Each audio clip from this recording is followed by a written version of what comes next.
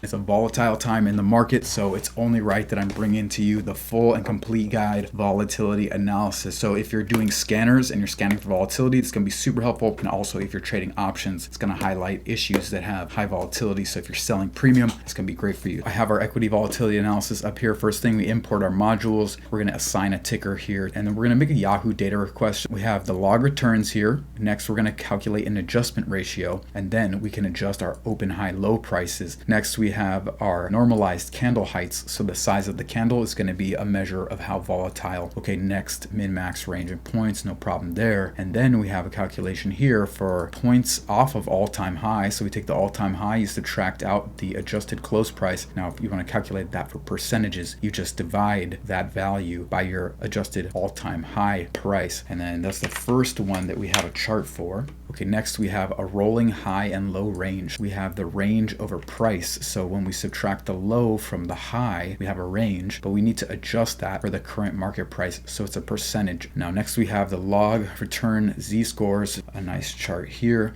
Next, we have our candle height Z-score. Next, we have a rolling average standard deviation. Pretty straightforward there. And then last but not least, I have our correlation matrix.